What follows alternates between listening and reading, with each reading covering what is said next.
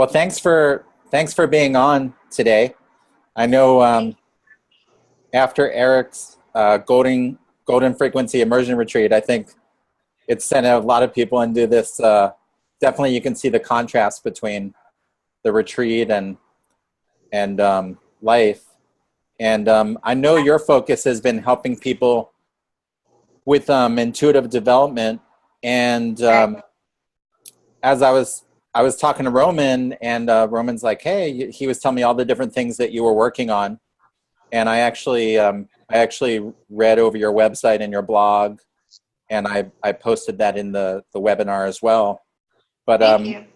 what I wanted to do was have you share about what's been transpiring for you after the retreat up in Mount Shasta, and what has been happening for you, and what did you get out of the retreat, and then the main intention is, what are you focused on doing right now, and how do you help people as far as with intuitive development and healing and removing these energies from people so that they can be more alive and they can really be living life as opposed to just being like tossed around at the mercy of an automated, system.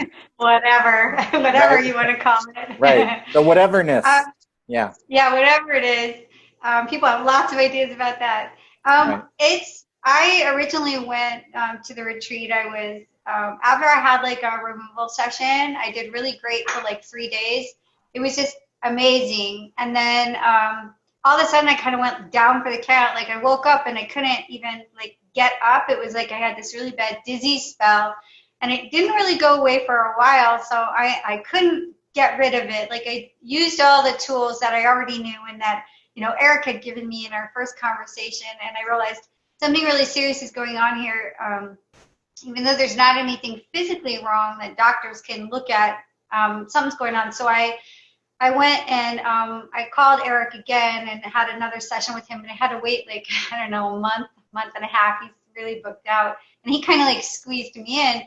And he helped me to do a removal, and we just found some really like interesting things. And then from that, I also started to recognize that sometimes allow these blockages and these things to attach to me so that I can share them with other people so that they'll see them, and then they can go through the process of removing them so that they can either learn from it or, like help me to understand it better. Does that make sense?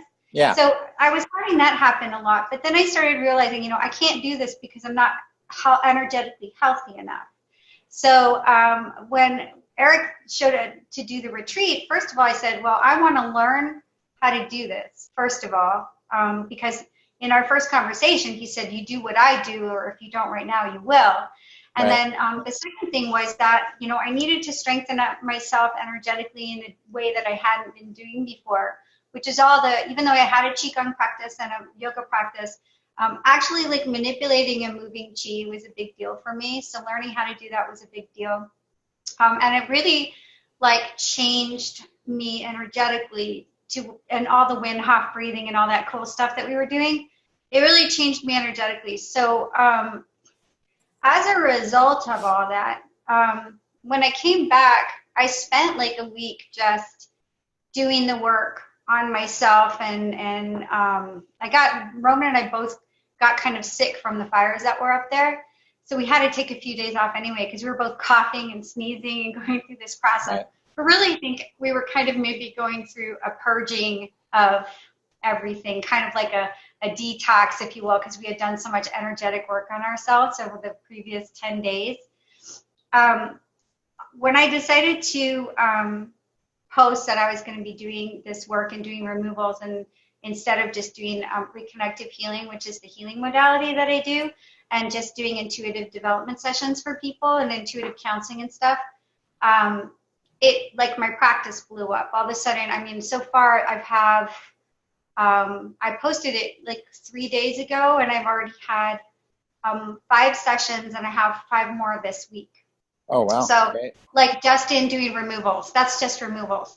So like all of a sudden everyone's like, I want one, I want one, I want one. And my client base, they're all healers, they're all intuitives, they're all, people who've been doing this stuff for a really long time. Like they teach other people how to do all this stuff.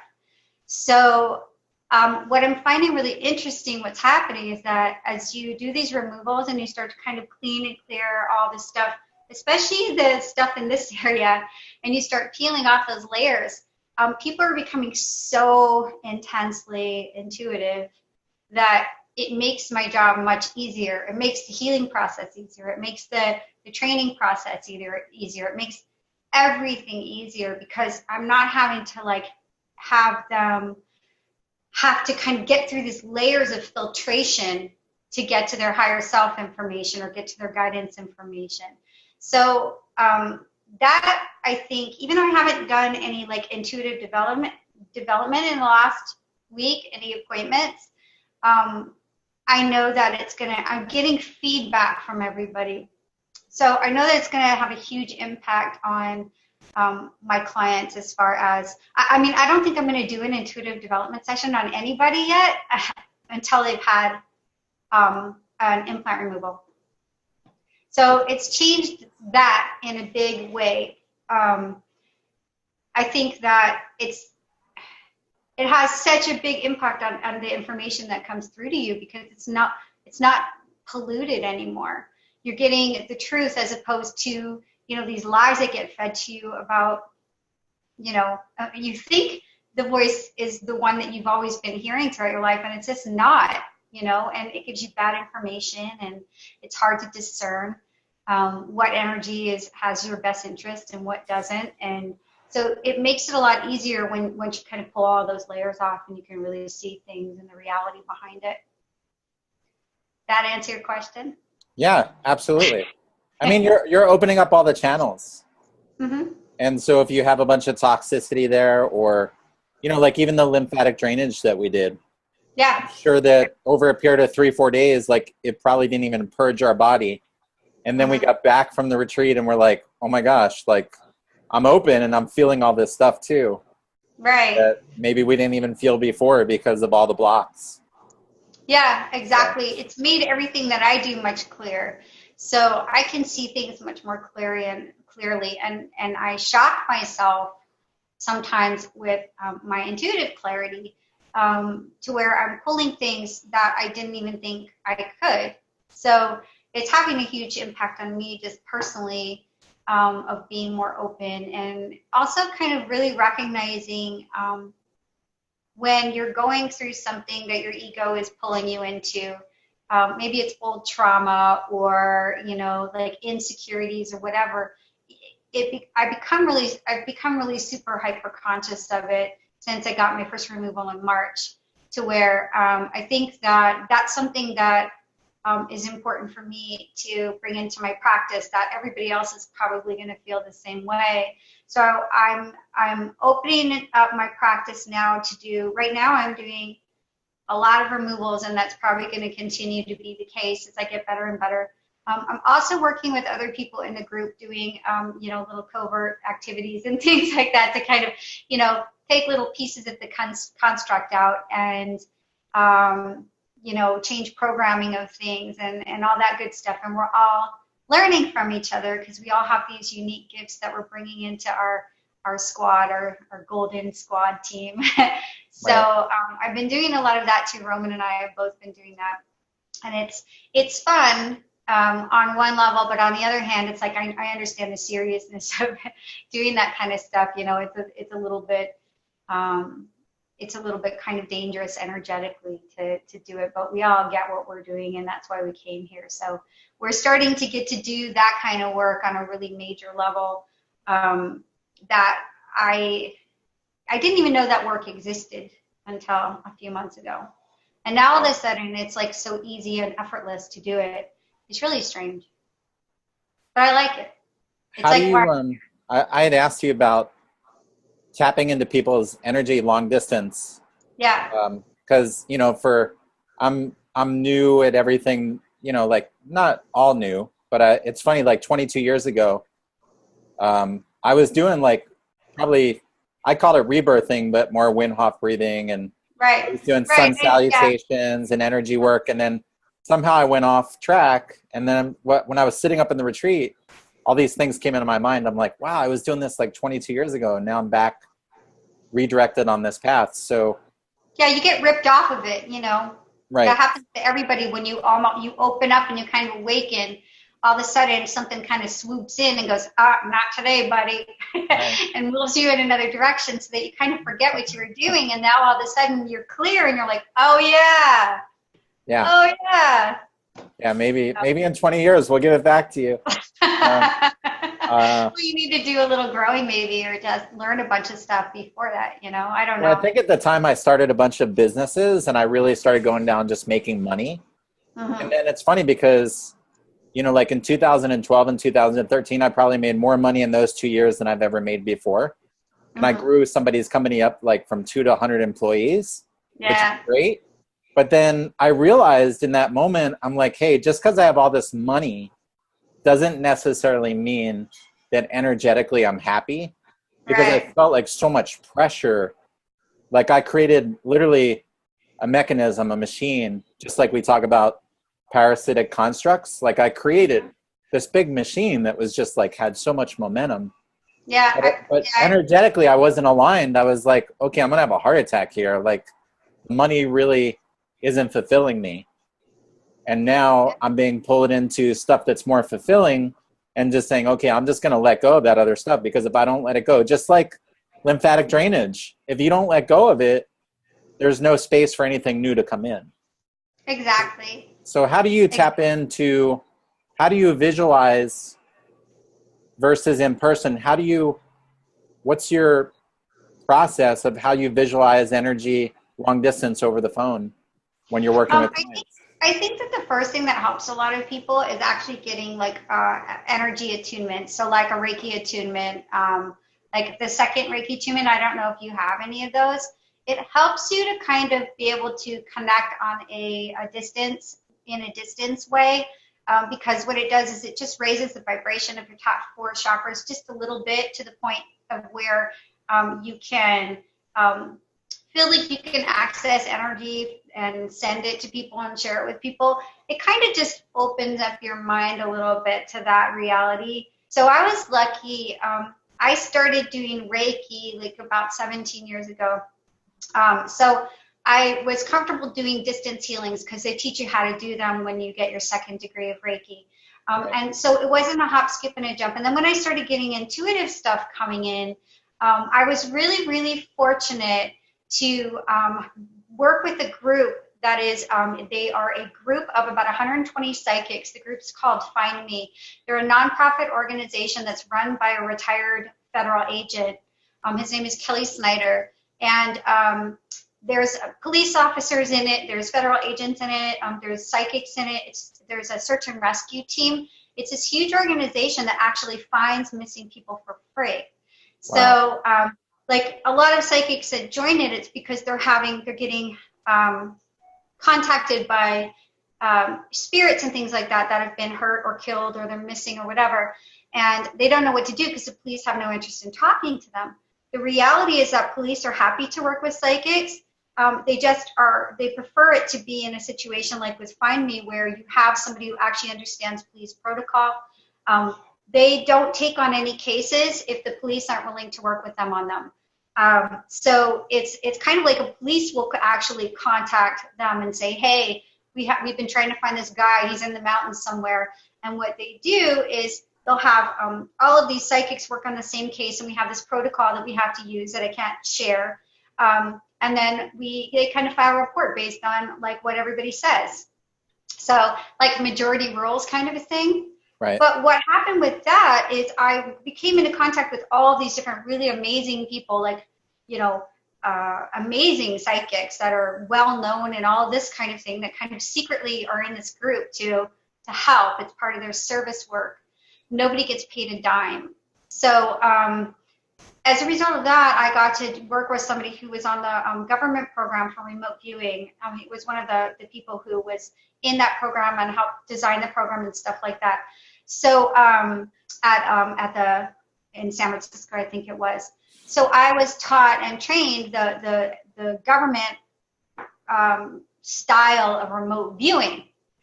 So once I learned that, then I started to get really comfortable being able to pull data.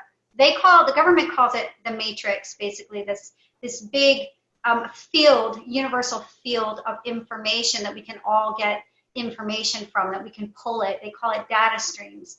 So you can go into that field with your intention. What do I want to see? Okay. I am focused on wanting to find this person. I am focused on wanting to find this ship. I'm focused on wanting to find this entity that's attached to this person, or this thing that's on the etheric layer. I'm focused on that. There's data in the field for you to just draw from. So you use your intention to draw from the field, and then you just allow whatever's going to come in to come in. That's how it works. I know it sounds crazy, but that's how it works. And so your job is not to be a better psychic. Your job is to have less of a filtration system and to have a better discernment, so that you know what's coming in is the truth, or it's not the truth, and it's not false. It's good, accurate information. So you start to develop kind of tricks to be able to do that. And that's like a whole 10-day workshop in itself, learning how to do that stuff. But really doing remote viewing is really super easy. And it is just a matter of using your intention and saying, okay, this is what I'm looking for. Give me the information, and then allowing your higher self to kind of pull stuff out of the field to get it for you. And then you have to use your judgment, what's true and right and what's just junk, because your ego does kind of get in the way. And you see it with a lot of psychics. You'll see that they get this amazing information the first 2 minutes of a reading. It's so accurate and it's fantastic. And then all of a sudden it's just the rest of it's crap, because your ego steps in, and we all have that problem. So that's a huge part of being a good psychic, or being an intuitive and being able to do remote work, is to be able to take a step outside of your ego and let the information come regardless. So does that help at all? Yeah, totally. All the information that you're getting, every healing, if you don't have your hands on somebody, is remote, even if they're in the room with you. So like, if you're doing like what you and I are talking right now, you can focus on me, and you could do a clearing on me just by looking at my face, because it's no different than being in the room with me, right? You've created a connection between you and I, and that's all you need to help somebody, to read somebody, or to do clearing or anything of that nature. It's just that connection. You can look at a picture, you can envision them in your mind if you know them really well. You can have a conversation on Skype or on some other, Zoom or whatever we're using right now, and do it exactly just like that. So a lot of it's about intent, visualization, and connection. Yeah, absolutely, 100%. So like when you were doing, when we were at the retreat and we were playing around with doing clearings on each other, how did you do that? Like, what was your process? I shut my eyes, and then I started feeling the energy through my hands and around the other person. It was actually shocking for me because I've never done it before, but I could totally feel the energy. And then I remembered working on Claudia, and she had like her thumb was stiff or something like that, and I sent energy there, and then I removed a bunch of energy. I just kind of trusted that there was something blocking things there, so I just kind of pulled it away. So you were working remotely right there. What? You were working remotely right there. Right. You were doing a remote healing. So even if Claudia was right there in front of you, you were still doing a remote clearing because you didn't. And then she's like, "Wow, my thumb is moving like so much better now." And I've gone to I went to a psychic class like here in California. There's something at Crossroads School where they teach grounding. Right. They teach like meditation, which is really just being connected with the earth and being grounded. And it made such a huge impact, even just me taking one class, because I noticed when I was having conversations with like my wife or other people during the day, I totally focused on just being grounded as my first foundation. And I felt like the conversation wasn't so like reactive. It was just like it was like there's this pole going through me all the way down into the earth. And I was like, wow, I'm actually having just grounded conversations. And I saw people doing like the energy work with their hands. I've seen this in class, and I'm like, it's kind of like I've never seen it before that much. So initially my judgment was like, what are they doing? Like, how come they're moving all this stuff away? Like, I don't see anything, you know, and they're just going like that because they teach healing there too. And then I saw Bentino do that on some of his videos with people that he's sitting next to. And I'm like, what does he see? Like, I don't, but I felt it. I didn't see it, but I'm sure you can eventually see it. Yeah. If you, well, the healing work that I do, it's called reconnective healing. It's all hands-off healing. So the way that it works is, and I think it kind of prepped me for doing these energy clearings. What you're doing is you're kind of playing with the strings of communication between quantum particles, and you're playing around with them. And so what you're doing is you're connecting to this field of energy that's out there that has healing properties, and you're playing with it. So you can feel it. It's tangible within your hands. You can stretch it and, you know, move it around and all this stuff. So you can literally physically feel it between your hands once you become attuned to the frequency. And so you play with it. And then as you're playing with it, you focus on somebody. And as you're focusing on somebody, they start to feel it. So it's this cool, like, holy thing that's happening. It's the energy and you and the person. So if I'm looking at you and playing with it, you'll get it. If I go and I look over here to this person, they'll get it. Or I start thinking about another person, they'll get it. It goes wherever my intention goes. And so that really opened me up as far as being able to do any kind of remote sessions, because every session, even with the person in the room, you're not touching them. You're simply sharing a frequency and helping them and train up to that frequency, so that they can experience a healing. And after like 15, 20 minutes, sometimes you're no longer even needed. You know, I could go make a sandwich or whatever, and they would still be vibrating with the energy and all, doing all this cool stuff because they've connected to it. So it's like when you're doing energy work, especially when you're doing removals, because I consider removals energy work. Because what you're doing is you're pulling blocks off, whatever the blocks are, whether it's a side or a yeah, that's what I felt there. I felt like dead spots when I went over people's body. So I could feel a dead spot, and I knew there was something that was stuck. Right. There was no flow. What happens is when you pull that off, then there's going to be an empty space there that doesn't have chi flow. So what people are doing like this is they're kind of like using their mind to move flow through that dead spot. So once there's a dead spot, you remove the thing, you've got to get the flow going again. Whether you have somebody who's experienced in moving chi flow around their body, or you just intend it, and sometimes it helps for you to just go like that to help kind of start to get the flow going again, and you can use your own chi to help them or whatever. So that's really what they're doing, is they're once you clear a block, you've got to create flow again, because it's almost like muscle memory, where the energy is so used to going around something or being stuck in that state. You have to remind it that it can move again. Does that make sense? Yeah, totally. So you kind of remind it that it can move again and kind of help fill it back up with gold and everything like that. So that's my opinion and how I see it when I'm doing it. I don't know how Eric does it or anybody else, but that's why if you see me doing it and you see me start to go like that, I'm just trying to like move the flow through where the block was to kind of get everything. Because what will happen is if it stays kind of in that, you know, stuck energy there, even though you've pulled off the frequency, the energy might not be moving yet. It makes it very easy for attachment to come right back on within really minutes. So I find that helpful. I don't know if we learned that in class or not. I do know that when you're doing any kind of removing any kind of blocks, doing energy work, that's how you do it. So yeah, when Eric did a session with me over the phone before the retreat, we did a lot of the chi exercise. I could actually totally feel the energy. Mm-hmm. Like it. I mean, it's almost like I'm a little kid. I'm like, wait a second, how do I feel this now? You know, and then I totally felt the chi. You think it's psychosomatic, but it's not, you know? I know.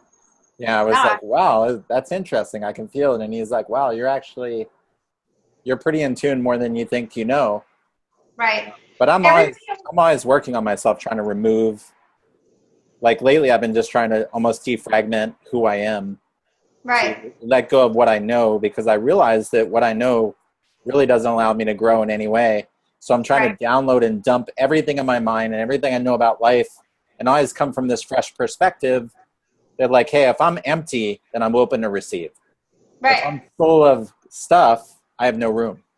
So, That's true. And when I went into the retreat, I went in with that mindset because I have so many good habits and bad habits when it comes to stuff. I've been doing it for so long that I really wanted to go in there with a fresh perspective because I have to continually tell myself, how's it working for you so far? You know, I've had huge blessings to be able to do, massive amounts of healing on myself, go from a situation of where I got really sick and I almost died to being able to clear all that and clean all that. So yeah, I know a lot, but what I wanted to do is really go in there empty and see what Eric had to teach me. And he had an enormous amount to teach me. Even with like the Qigong stuff, when you have a Qigong practice, you have a definitive set of ideas of how it should be.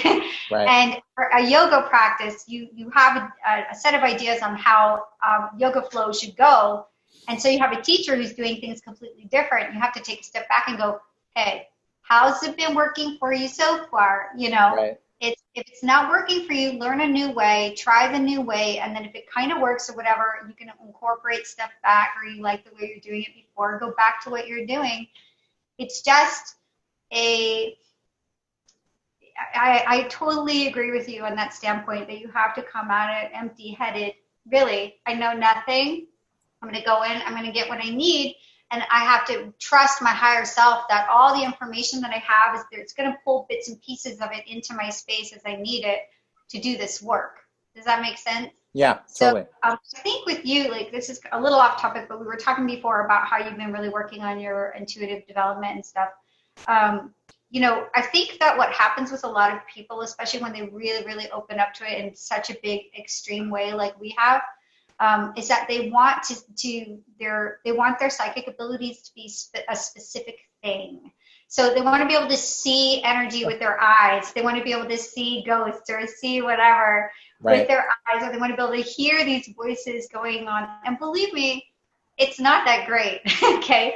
But when you talk about being able to feel the energy, that's a massive, massive thing, especially doing what we do, because you can feel where blocks are in energy, and you might not be able to see exactly what they are, but that's where intuition will come in too. Like, oh, that is a mechanism, that's a silicon energy, blah, blah, blah, blah, blah. But you don't have to see it. You don't have to see gold. You just have to know what the frequency feels like. Right. Does that make sense? Yeah. So it's kind of like with anybody who's doing intuitive development, if they're going to do this work or anything else, is you have to recognize what your strengths are, what your initial psychic and intuitive abilities are. And then once you get that and you start really, really working on them, then you can say what'll happen is that'll just keep raising your vibration and raising your vibration to where the other ones will slowly start to open up. You can force things to open up by totally focusing on a specific chakra and doing all this kind of stuff, but who's it serving? You have to trust your higher self and trust your energy field that you're getting exactly what you need in the moment, and then really develop the abilities around what you already have. And then you can start, and because what's going to happen is you're going to start to learn discernment and things. If you already have a gift of something specific, you can learn discernment, what information is true, what's not true, that kind of a thing. Like one of the things in Find Me that I had to learn how to do was when you're looking for, whether it's a human who's living, who's lost somewhere or been kidnapped or whatever, or a human who's deceased, we never knew which one it was. All we ever got was a name, basically, in a picture. So you had to, and the location of where they went missing. You had to decide, is this person alive or dead? So I had to figure out how to discern, is this person living or deceased? What is the difference between a living spirit's energy and a deceased spirit's energy? It took me a while to really What did you find the difference was? For me, I started getting a voice that would tell me, because I used all my other tricks and nothing worked. And literally I was like, well, you know what? Hey, how about a yes or no? Is this person alive? And I would hear my voice, yes. Is this person dead? It was a knowing. It was clear cognizance. Right.